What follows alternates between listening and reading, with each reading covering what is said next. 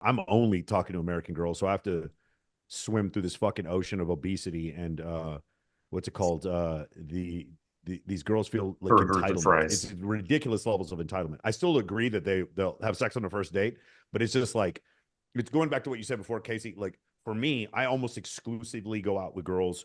Maybe you guys wouldn't think they're tens, but they get attention like they're tens. Meaning these are girls that have 3, 4 million followers on Instagram, stuff like that, or girls that are very, very hard to get their attention.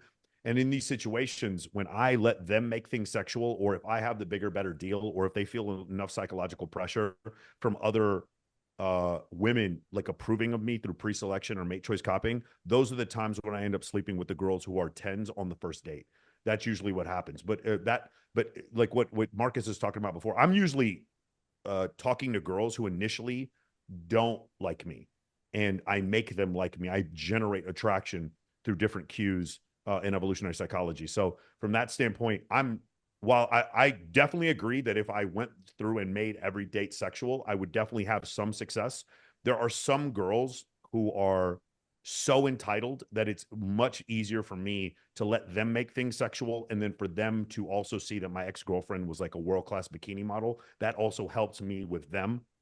So I'm basically if you guys are on a date with a girl, you've been texting her and things are sexual, she's kind of letting you know she already likes you before the date.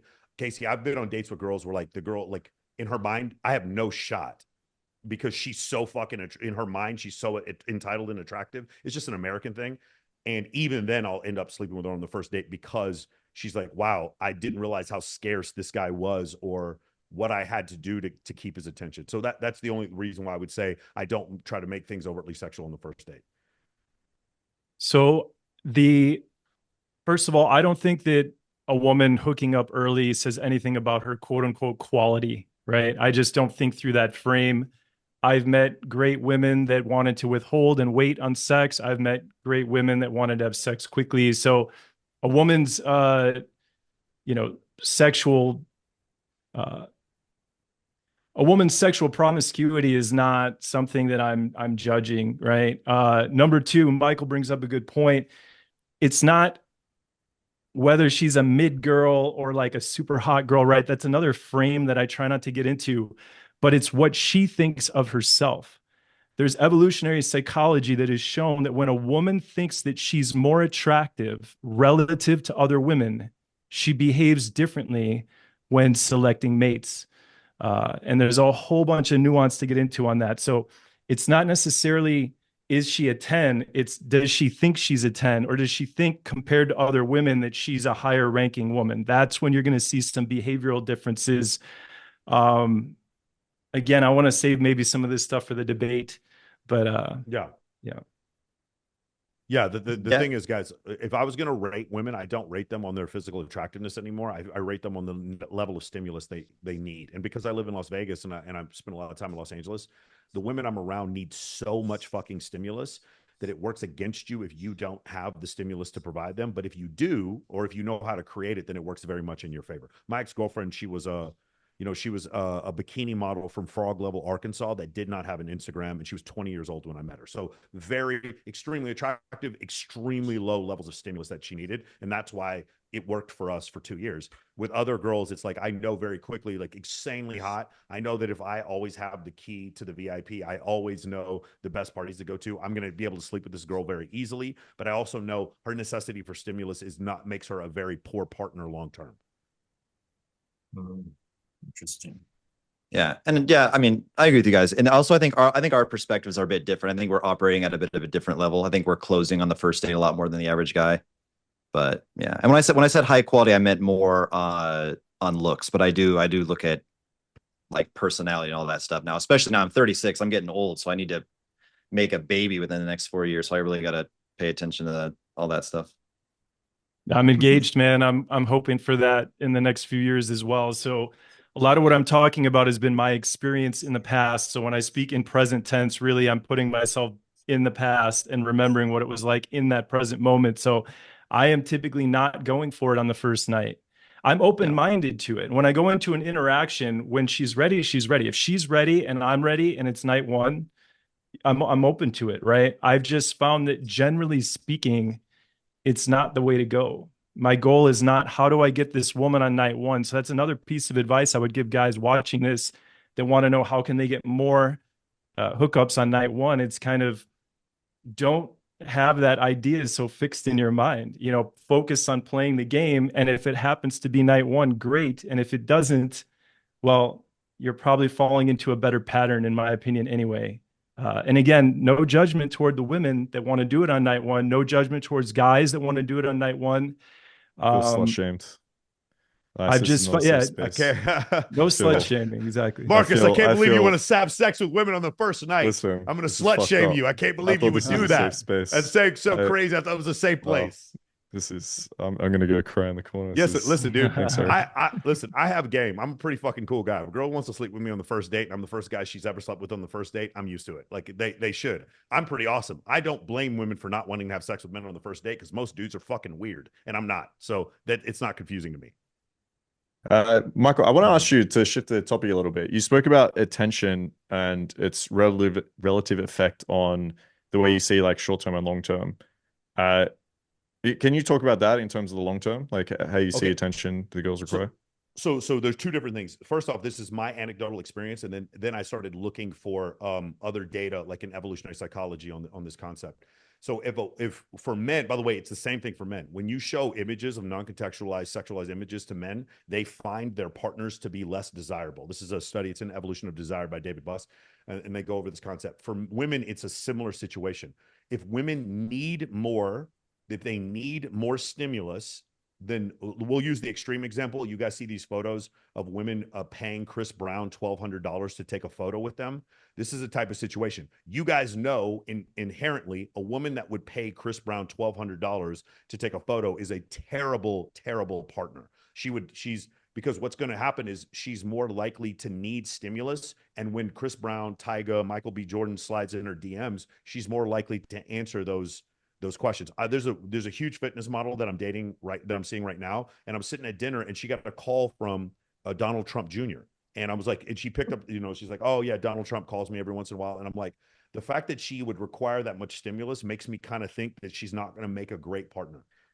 Sorry, what do you mean by stimulus? Can you define that for me or help me understand? So stimulus can be everything from, from a woman, it can mean a million different things, but stimulus can be everything from she's consistently staring at the better looking guy. She needs to like other dudes' photos. She continually talks to her exes. She needs to always stunt on other people. She's a habitual poster on social media. Like every day she needs to post a thirst trap. There's a couple things here. Number one, the GSS did a survey where they surveyed 8,000 women who were married, and they asked these women anonymously, which ones of you cheated and which ones of you didn't cheat. The ones who did cheat had 230% more sexual partners before they were married than the women who didn't cheat. So that's a necessity for stimulus. If women are consistently they want more validation from sex, that's a function, that's a form of stimulus that she consistently needs in order to feel validated. If you deal with a woman who has borderline personality disorder, she needs constant stimulus and validation in order to make herself feel good. And that is a very dangerous person to be in a long-term relationship with. What I want is someone who the main source of stimulus they need is either themselves or me. That's the main source of stimulus I need them to desire. If their source of stimulus is consistently other people liking their posts, or other high status men liking their or engaging with them, to me that is a huge warning sign. There was another one. Do you guys know who Austin Dunham is? He's a content creator, real good, like a male model. Austin came on my show, and what guys will pay Austin to actually message their girlfriends to see whether or not these girls will be open to cheating. And he wrote down a bunch of data on this.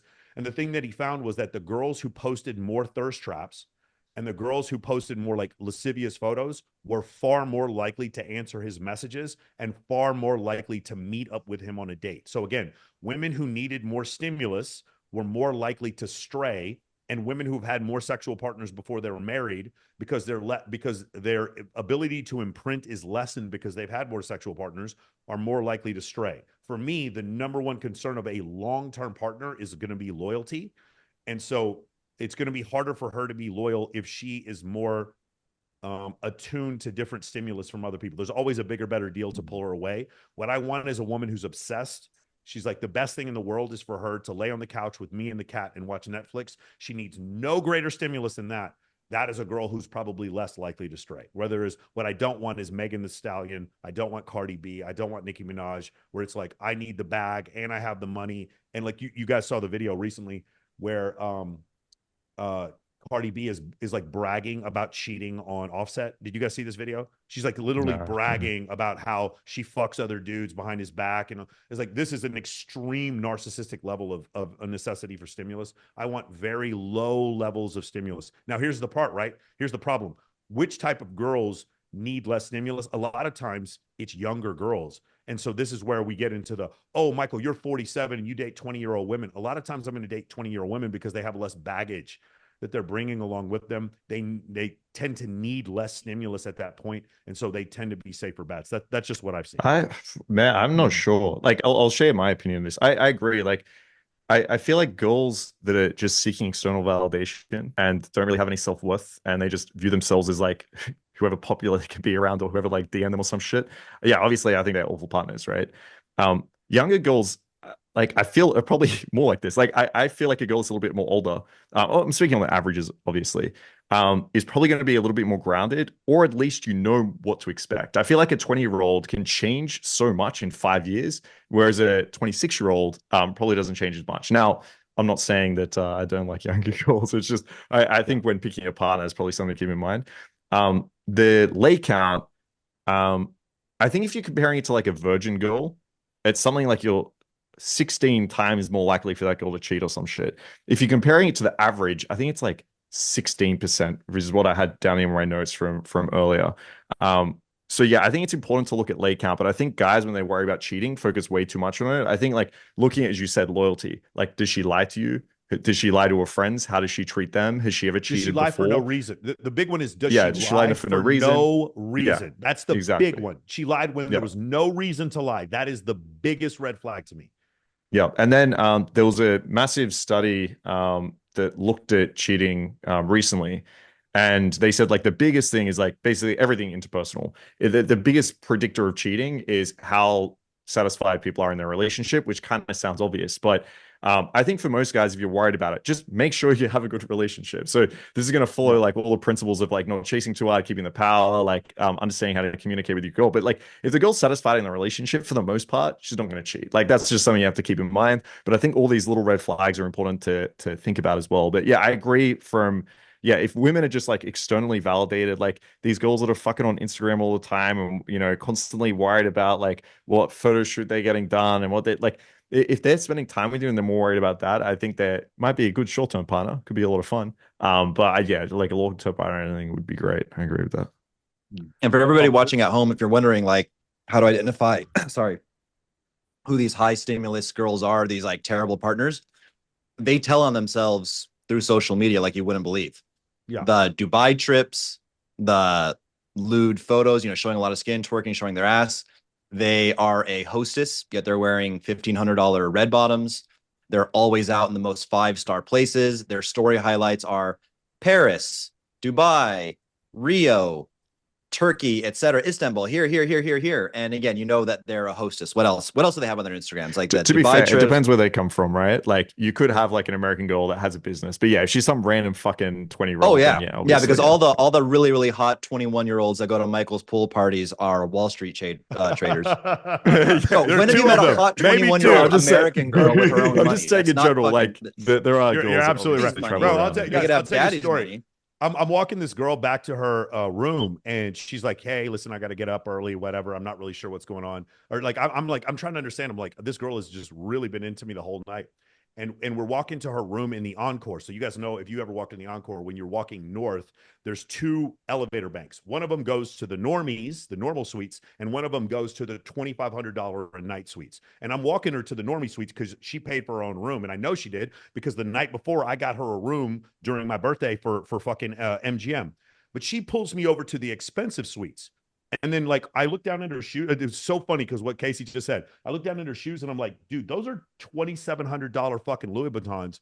And she's like, yeah, I can't bring you up to my room right now. And I'm like, oh, fuck. You got a dude up there. Like, She found a it sugar didn't hit daddy. me, and it was like, oh, you got a dude. upgraded. I was like trying to understand what the fuck's going on. I'm like, there's no way in fuck you're paying $2,600 of your own money. You're 24 years old. There's no way you're doing that. And then I looked down at her shoes and I'm like, oh, okay, cool. Well, I'll see you later when this guy leaves or whatever. And it was just so like, you don't see it at first.